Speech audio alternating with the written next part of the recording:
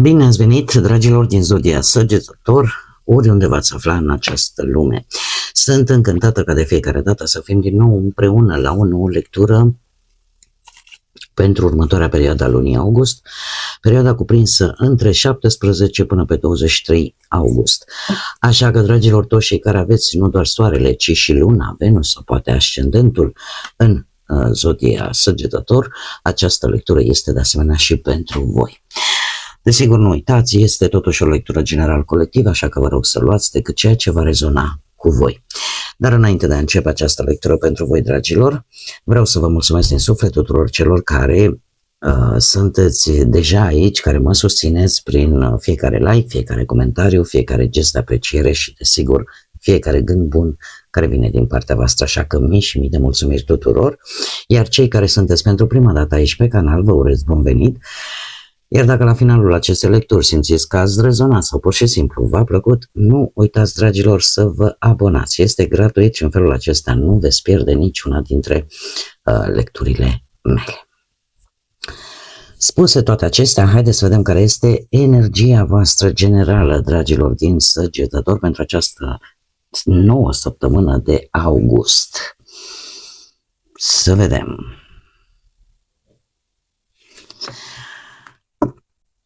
Și o energie de aer. Să vedem acum ce anume va pune în mișcare această energie de aer. Ce planetă pune în mișcare energia de aer pentru dragii mei din Săgetător în săptămâna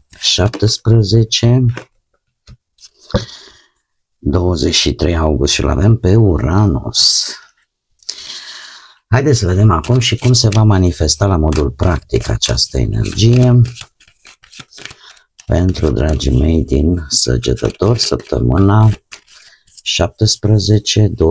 august.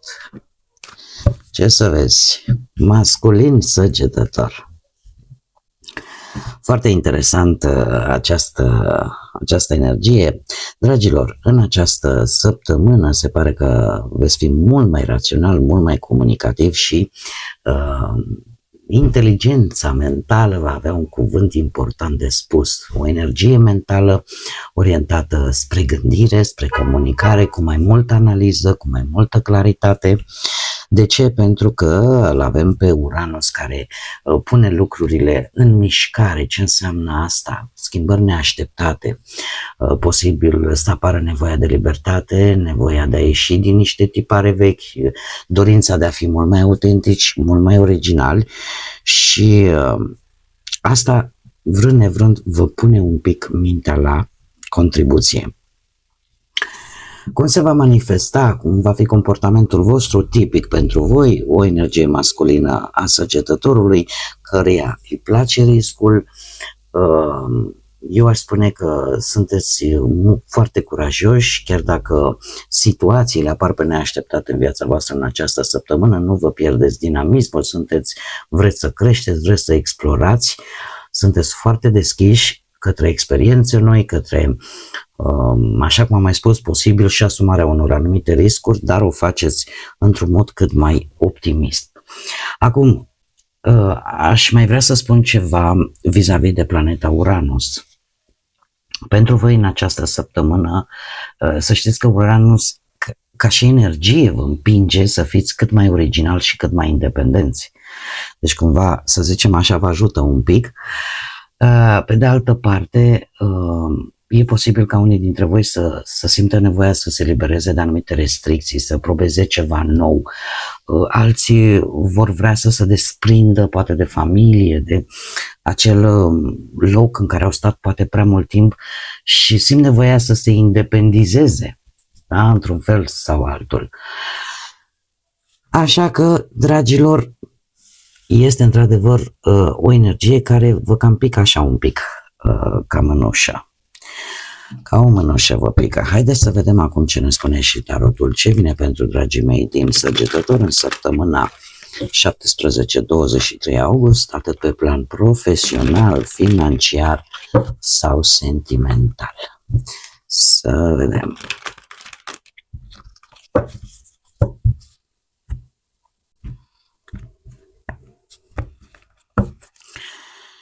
Și avem Marele Preot, avem Spânzuratul, avem Moartea, Doamne, avem Soarele, dragilor. Schimbările astea neașteptate sunt chiar importante și aproape pe toate domeniile vieții. Avem atât muncă, bani, relații. Cei care sunteți singurei, haideți să le clarificăm. Deci e clar că vor fi niște schimbări importante.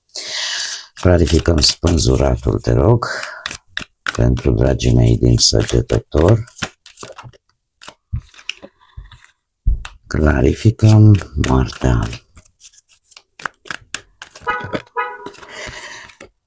Clarificăm Soarele.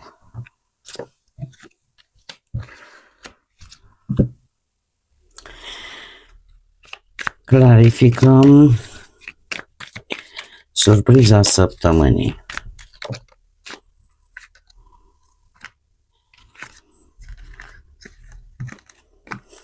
Bun. Haideți să vedem. Haideți să luăm cu începutul. Avem zodia Taur, zodia Scorpion și zodia Leu. Poate vă spune ceva.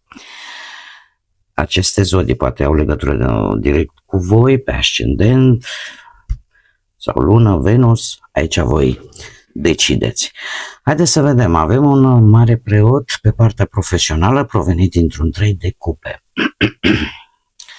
Aici aș vorbi de o colaborare care poate vi s-a propus. Deci 3 de cupe, pe partea asta muncii vorbește de motive, eu spune chiar de bucurie, de ce nu, dintr-o colaborare, dintr-o muncă în echipă, vis-a-vis de un proiect pe care posibil să-l fi finalizat recent. Poate că în sfârșit ați primit o recunoaștere, nu știu, din partea șefilor, din partea asociațiilor voștri. A fost ceva care a consolidat relația voastră cu, nu știu, șefi, colegi, colaboratori. A fost ceva bun aici, care duce implicit la Marele Preot. Ce ne spune asta? Că voi, tocmai pentru că ați văzut că a funcționat, veți urma niște proceduri, niște reguli foarte bine stabilite, poate la locul de muncă. Veți respecta un regulament, o politică internă, un standard de calitate. E posibil ca unii dintre voi chiar să cereți sfatul unor colegi, unui mentor, cuiva care are mult mai multă experiență. De ce? Pentru că nu vreți să coborâți nivelul. Posibil să începeți să asistați la tot felul de lecții de predare, de instruire. Iar pe de altă parte, dacă aveți un ascendent în zodia Taur, și nu numai, dar cu precădere pentru cei care poate aveți și un ascendent în Taur, cumva sunteți mult mai înțelepți, ați învățat exact ce trebuie să faceți, de ce anume trebuie să vă ghidați și eu cred că ați dobândit și un pic de înțelepciune. Dar așa, per total, aș spune că e posibil ca în această săptămână să fiți foarte atenți, pentru că sunt anumite reguli pe care va trebui să le respectați și să nu vă abateți de la ele, să respectați anumite politici.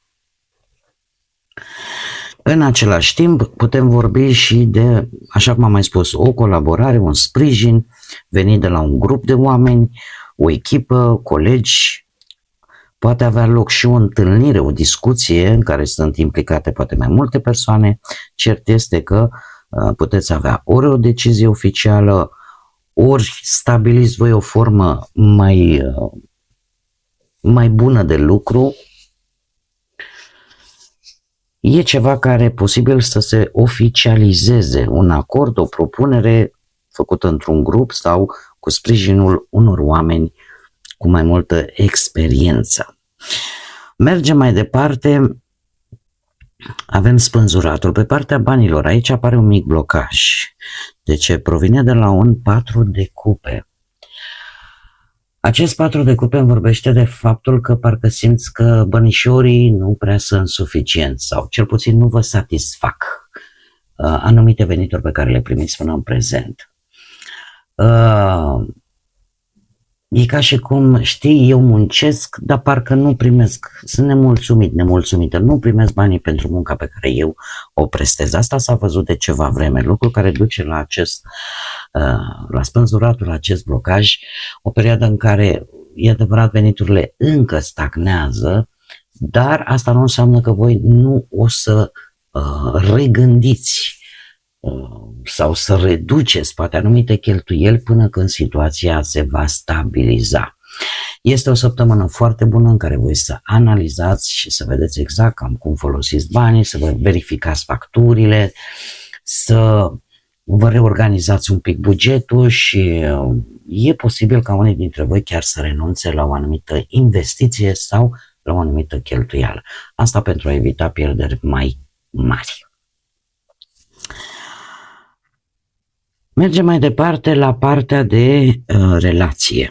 Aici avem o transformare foarte puternică, nu știu dacă partenerii voștri au legătură cu zodiile de apă și în special cu zodia Scorpion, pentru că e reprezentată de zodia Scorpion acest arcan moartea. Avem un 9 de cupe.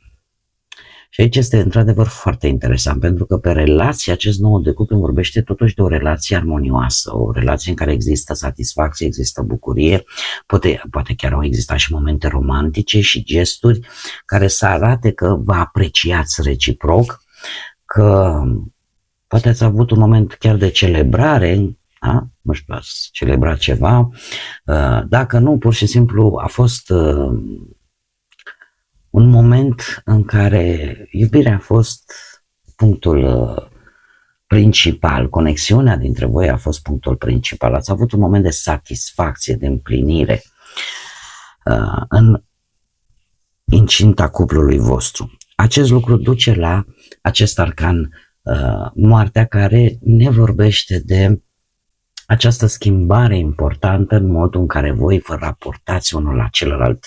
Nu este o transformare mică, este chiar o transformare foarte mare și eu aș spune că există un început nou. Poate că ați descoperit lucruri interesante în ultima vreme, ceea ce duce la această transformare.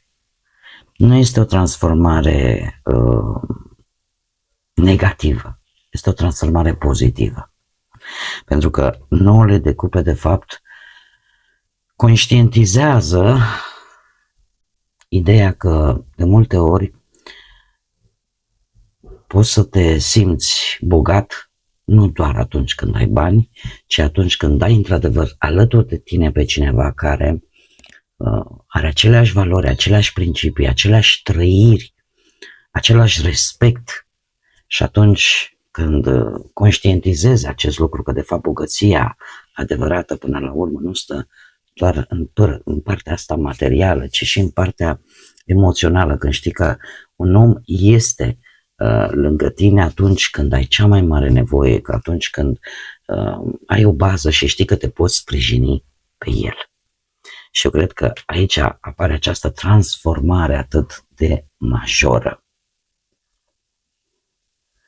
Tot în acest context aș mai vrea să spun un lucru vis-a-vis de acest arcan major, de care multă lume se sperie.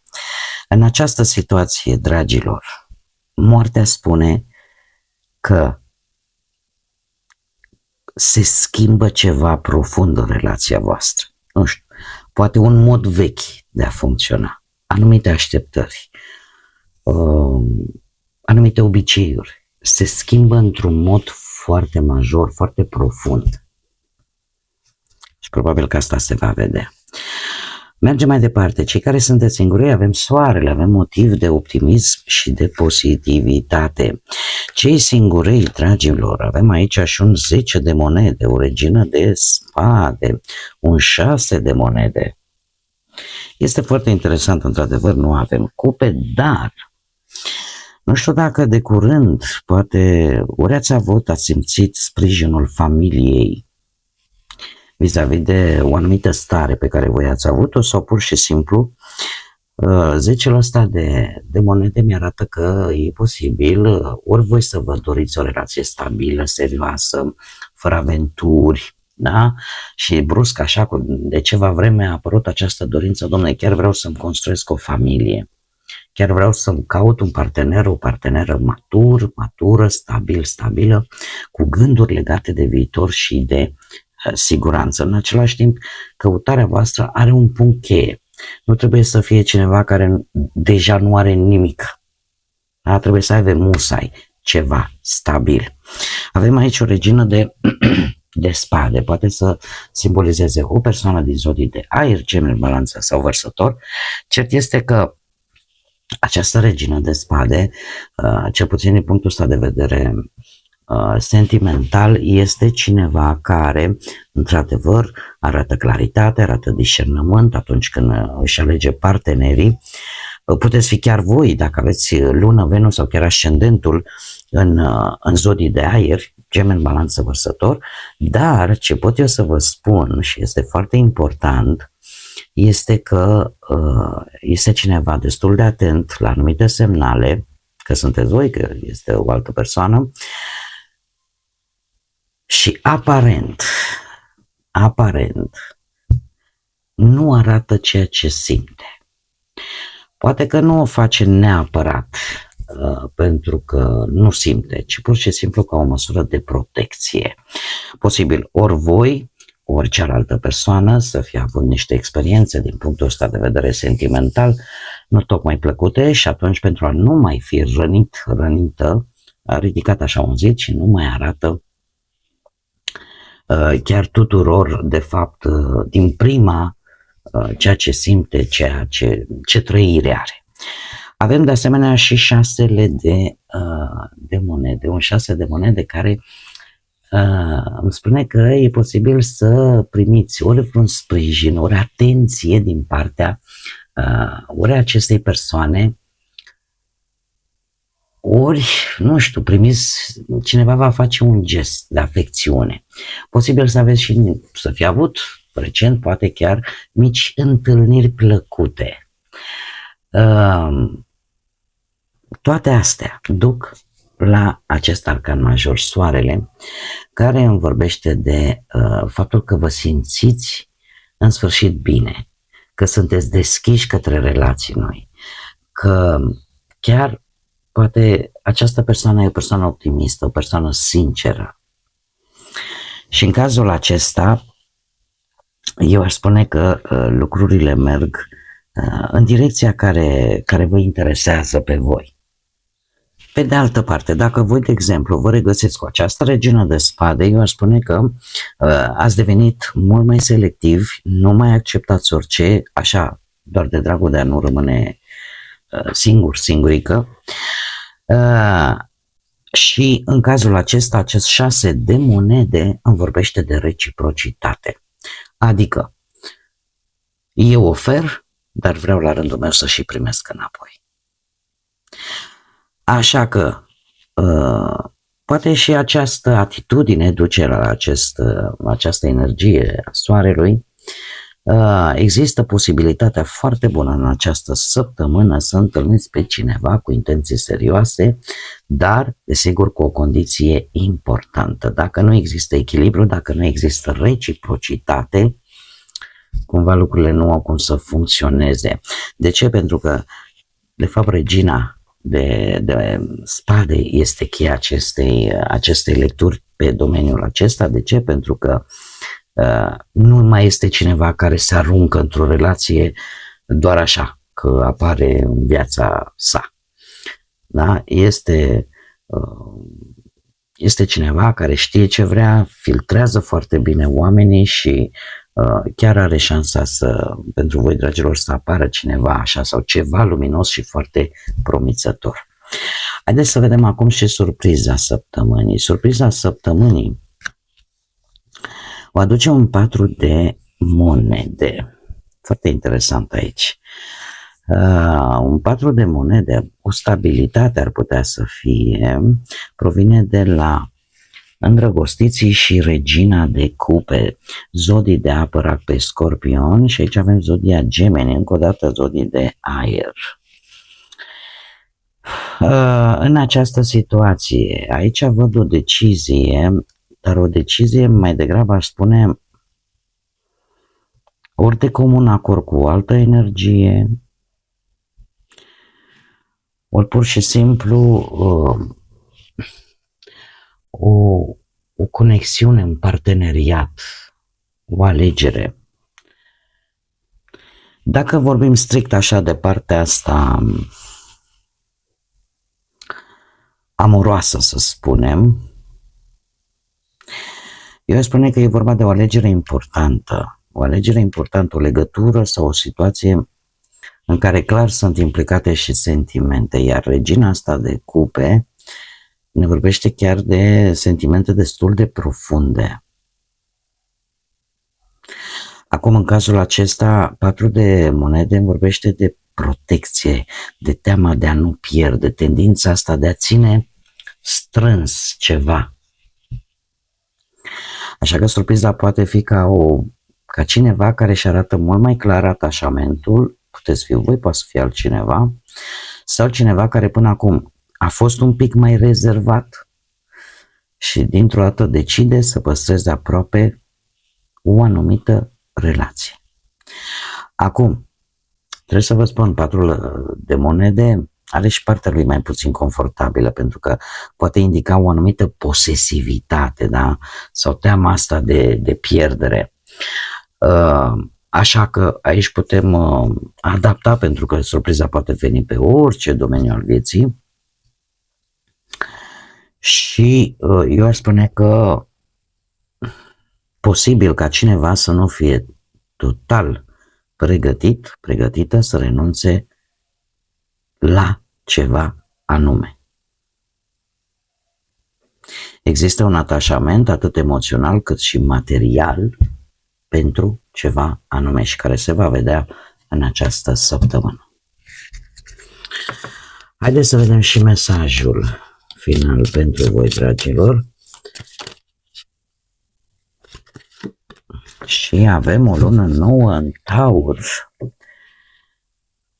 O lună nouă în Taur, începuturi noi și să știți, începuturi noi pe lucruri concrete, reale, palpabile.